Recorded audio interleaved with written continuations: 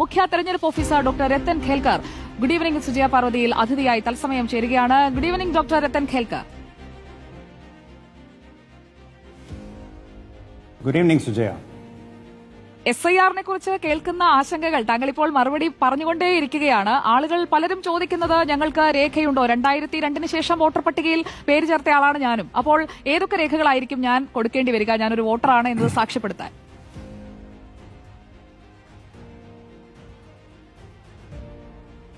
നമ്മുടെ ഇലക്ഷൻ കമ്മീഷനുടെ നിർദ്ദേശം അനുസരിച്ചിട്ട് സ്പെഷ്യൽ ഇന്റൻസീവ് റിവിഷൻ വളരെ സുതാര്യമായിട്ട് ചെയ്യാനാണ് നമ്മൾ ആഗ്രഹിക്കുന്നത്.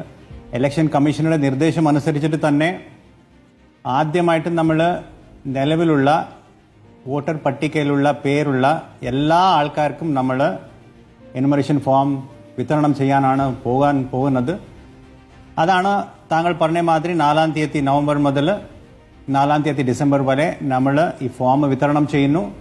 അത് ആൾക്കാർ ഫിൽ ചെയ്ത് തിരിച്ചു തരണം എന്നുള്ളതേ ഉള്ളൂ. ആദ്യമായിട്ടുള്ള ഘട്ടത്തിൽ വേറെ ഡോക്യുമെന്റ്സ് കൊടുക്കേണ്ട ഒരു കാര്യമോ ഇല്ല. ഈ സമയത്ത് ഏതെങ്കിലും വിധത്തിലുള്ള സംശയം നമ്മുടെ ഉദ്യോഗസ്ഥർക്കുണ്ടെങ്കിൽ, ഇല്ല ജനങ്ങളുടെ ഭാഗത്തിന് എന്തെങ്കിലും ആക്ഷേപം വരുവാണെങ്കിൽ മാത്രമേ ഒരു റെക്കോർഡ് ഹാജരാക്കാനുള്ള നോട്ടീസ് നമ്മൾ ആ സമയത്ത് കൊടുക്കാൻ പോകുന്നത്. അതായത് 9-ാം തീയതി ഡിസംബർ കാണിട്ട് കൊടുക്കാൻ പോകുന്നത്. ഈ സമയത്ത് കൃത്യമായിട്ട് ഒരു എനുമറേഷൻ ഫോം ഫിൽ ചെയ്യണം എന്നുള്ളതേ ഉള്ളൂ.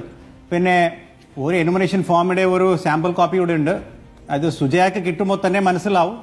വളരെ ഈസി ആയിട്ടുള്ള ഒരു ഫോമാണ്. താങ്കൾക്ക് ലഭ്യമായ ശേഷം ഒരു 2-3 മിനിറ്റിനകം തന്നെ പൂർത്തിയാക്കാനുള്ള ഫോമാണ്. അത് കൃത്യമായിട്ട് 2002 ലിസ്റ്റിലോട് കൂടി ഏതെങ്കിലും താങ്കളുടെ പേരൻസോ ബന്ധുക്കളോ ആരെങ്കിലും ഉണ്ടെങ്കിൽ അത് കൃത്യമായിട്ട് ഇത് പൂരിപ്പിച്ച് നൽകുവാണെങ്കിൽ ആർക്ക് ഒരു രേഖ ഭാവിയിൽ കൊടുക്കേണ്ടി വരത്തില്ല എന്നുള്ളതാണ് ഏറ്റവും ഈസി ആയിട്ടുള്ള ഒരു പ്രക്രിയ. പിന്നെ ഇത് വീട്ടിലെ ആളില്ല എന്ന് വന്നാലും, വീട് പൂട്ടിയിട്ടുണ്ടെങ്കിലും, ആരെങ്കിലും ബന്ധു തൊട്ടടുത്തുള്ള ആൾ ഇത് സൈൻ ചെയ്ത് ഒരു റിലേഷൻഷിപ്പ് എസ്റ്റാബ്ലിഷ് ചെയ്ത് നമുക്ക് തിരിച്ചു തന്നാൽ മതി. ബാക്കി ഒരു സംശയം ആശങ്ക ഒരിക്കലും വേണ്ട എന്നുള്ളതാണ് താങ്കളോട് പറയാനുള്ളത്. പിന്നെ താങ്കൾ ഞാൻ ചോദിച്ചതുമായി കണക്ട് ചെയ്താണ്. ഇപ്പോൾ തിരുവനന്തപുരത്താണ്, അതായത് നെടുമങ്ങാട് മണ്ഡലത്തിലാണ് എന്റെ വോട്ട് വരുന്നത്. ഞാൻ അവിടെ നിന്ന് കൊച്ചിയിലേക്ക് മാറ്റിയിട്ടില്ല. അപ്പോൾ ഞാനിപ്പോൾ താമസിക്കുന്നത് കൊച്ചിയിലാണ്. അതുപോലെ നമ്മൾക്ക് വോട്ടുള്ള സ്ഥലത്ത് താമസിക്കാത്ത ആളുകളുണ്ടാകും. ജോലി ആവശ്യത്തിനായി മറ്റിടങ്ങളിലായിരിക്കും അവരുടെ അവിടെയുള്ള വീടുകളൊക്കെ ഒരുപക്ഷെ അടച്ചിട്ടിരിക്കുകയായിരിക്കും. അങ്ങനെയുള്ള സാഹചര്യങ്ങളിൽ എന്താണ് ഉദ്ദേശിക്കുക? BLOമാർ എങ്ങനെയായിരിക്കും ഈ എന്യൂമറേഷൻ ഫോം അവരിലേക്ക് എത്തിക്കുക? ആദ്യമായിട്ട് 2 കാര്യങ്ങളാണ് ഇവിടെ ഉള്ളത്.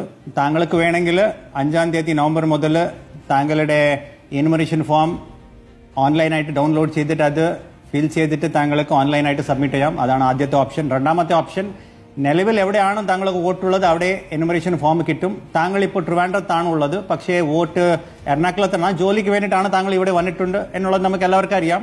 അങ്ങനെയാണെങ്കിൽ അവിടുത്തെ ആരെങ്കിലും താങ്കളുടെ വീട്ടിലുള്ള ആളത് ആ ഫോം ഫിൽ ചെയ്തിട്ട് കൃത്യമായിട്ട് ഡീറ്റെയിൽസ് തന്നിട്ട് തരുവാണെങ്കിൽ അത് മാത്രം മതി. വേറെ ഒരു സംശയവും വേണ്ട, വേറെ ഒരു ആശങ്കവും വേണ്ട. പിന്നെ ഇതിലെ ആശങ്ക വരാനുള്ള കാരണം എന്ന് പറഞ്ഞാൽ ജനങ്ങളുടെ ഇടയിൽ ഒരു മിസ്ഇൻഫർമേഷൻ ഉണ്ട്. അതായത് 2002 ലിസ്റ്റിലുള്ള 2.24 കോടി ആൾക്കാർക്ക് മാത്രമാണ് ഈ ഒരു എനുമറേഷൻ ഫോം കൊടുക്കാൻ പോകുന്നത്. അത് കണ്ടിട്ട് 54 ലക്ഷമോളം ആൾക്കാർ 2002 ലിസ്റ്റിൽ ഉണ്ട്.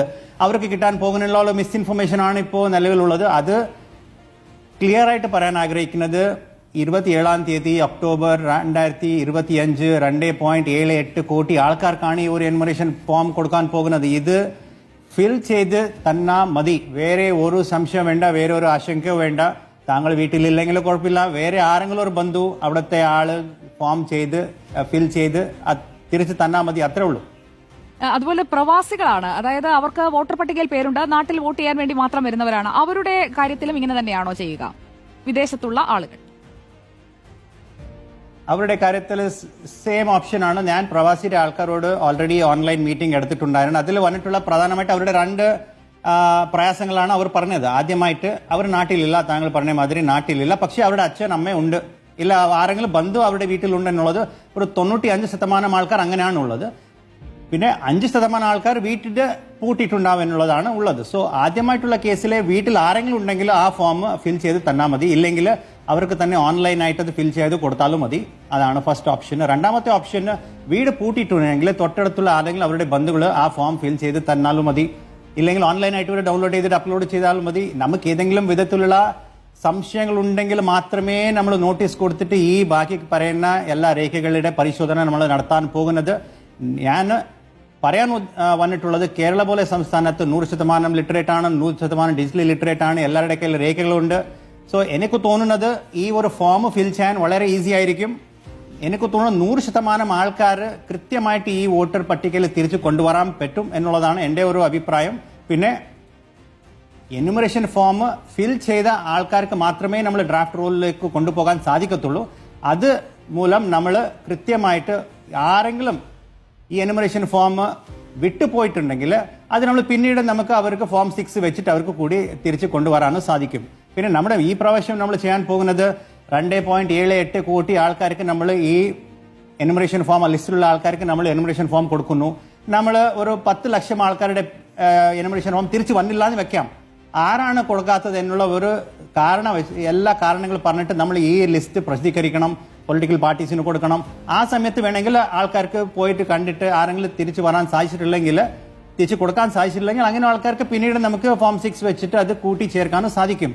സോ അങ്ങനെ ആശങ്കപ്പെടേണ്ട ഇഷ്യൂ ഒന്നുമില്ല എന്നുള്ളതാണ് താങ്കൾ നേരത്തെ പറഞ്ഞ മാതിരി ഞാൻ കുറേ പ്രാവശ്യം പറഞ്ഞുകൊണ്ടിരിക്കുന്നത്. അതുകൊണ്ട് തന്നെയാണ് ഞാൻ ഇന്നലെ ഒരു ഉന്നതിക്ക് പോയി, കുട്ടിച്ചാൽ ഉന്നതി, പിന്നെ ഇവിടെ കമല, പിന്നെ പുടിയം എന്നുള്ള 2 ഒരു ഉന്നതിക്ക് പോയി അവിടുത്തെ നാട്ടുകാരോട് സംസാരിച്ചിട്ട് അവിടെ പോയി എല്ലാ ആൾക്കാരോട് സംസാരിക്കുകയും അവിടുത്തെ ഒരു വീട്ടിലെ 3 മിനിറ്റ് മാത്രമേ നമുക്ക് എടുത്തിട്ടുള്ളൂ ഈ ഒരു ഫോം ഫിൽ ചെയ്യാൻ വേണ്ടിയിട്ട്. സോ അങ്ങനെ വളരെ സുതാര്യമായിട്ട് വളരെ ഈസി ആയിട്ടുള്ള പ്രക്രിയയാണ്. താങ്കൾക്ക് കൂടി ഈ ഒരു ഫോം കിട്ടും. ആ സമയത്ത് താങ്കൾക്ക് മനസ്സിലാവും വളരെ ഈസി ആയിട്ടുള്ള ഒരു പ്രോസസ് ആണ് എന്നുള്ളത്. ഇപ്പോൾ നമ്മൾ ആശങ്ക വരാനുള്ള കാരണം എന്ന് പറയുന്നത് ആൾക്കാർക്ക് ഇതിനെക്കുറിച്ചൊരു അറിവ് കുറച്ച് കുറവാണെന്നുള്ളതാണ് എനിക്ക് തോന്നുന്നത്. കൂടി എത്തിക്കാൻ സാധിക്കുകയാണെങ്കിൽ നന്നായിരിക്കും. അതെ, രാഷ്ട്രീയ പാർട്ടികൾ എതിർപ്പ് അറിയിച്ചപ്പോഴാണ് ജനങ്ങളും ഇത് ഞങ്ങൾക്ക് എന്തോ അപകടം സംഭവിക്കുന്ന കാര്യമാണ്, ആ രീതിയിൽ കുറച്ചു പേർക്കെങ്കിലും ആശങ്ക അതുകൊണ്ടുകൂടി ഉണ്ടായിട്ടുണ്ട്. SIR കേരളത്തിൽ നടപ്പാക്കാൻ സമ്മതിക്കില്ല എന്ന് പ്രധാനപ്പെട്ട കക്ഷികൾ, പ്രതിപക്ഷത്തുള്ള കക്ഷിയും ഭരണകക്ഷിയും ഒരേപോലെ അഭിപ്രായപ്പെടുകയാണ്. അപ്പോൾ അതും ആളുകൾക്കിടയിൽ ഒരു ആശങ്കയുണ്ടാക്കിയിട്ടുണ്ട്. പക്ഷേ ഈ പ്രോസസ്സുമായി മുന്നോട്ട് പോകാൻ തന്നെയല്ലേ കേന്ദ്ര തെരഞ്ഞെടുപ്പ് കമ്മീഷന്റെ തീരുമാനം? ഇപ്പോൾ അതിൽ എനിക്ക് പറയാനുള്ളത്, താങ്കൾക്ക് ആശങ്ക ഉണ്ടോ? ഇല്ലല്ലോ. അങ്ങനെയാണ്. ഞാൻ ഒരു ആശങ്ക ഉള്ള ഒരു വോട്ടറിന് ഞാൻ ഇതുവരെ കണ്ടിട്ടില്ല. ഞാൻ പറഞ്ഞല്ലോ, ഞാൻ ആദ്യമായിട്ട് SIR ബീഹാറിലെ 24-ാം തീയതി ജൂൺ പ്രഖ്യാപനം നടത്തുമ്പോൾ ഞാൻ അട്ടപ്പാടി പോയിരുന്നു. അവിടുത്തെ ഉന്നതിയിൽ ആൾക്കാരോടെല്ലാം സംസാരിച്ചു. അവിടെ ആൾക്കാർക്ക് ഇഷ്ടമുള്ള രേഖകളുണ്ട്. പിന്നെ അവിടുത്തെ കുട്ടികളോട് സംസാരിച്ചു. നമ്മുടെ 2 സ്കൂളിലെ കോളേജിലെല്ലാം പോയിട്ട് കുട്ടികളോട് സംസാരിച്ചു. അവർക്ക് ആശങ്കയില്ല. പിന്നെ ഇവിടെ ഞാൻ ഇന്നലെ പോയി ഉന്നതിയിലെ നാട്ടുകാരടക്കം ആർക്കും ഒരു ആശങ്കയില്ല. പിന്നെ എൻ്റെ കൂടെ ഒരു ഡ്രൈവർ ഉണ്ടായിരുന്നു, ബിജു ഒരു കൊട്ടൂർ ഉന്നതിയിലുള്ള ആളാണ്. ആ ആളോട് ഞാൻ സംസാരിച്ചു. നിങ്ങൾക്ക് ഏത് ആശങ്കകളുണ്ടോ? ആശങ്കകൾ ആർക്കും ഇല്ല. പിന്നെ ആർക്കാണ് ആശങ്ക? താങ്കൾക്കും ഇല്ല.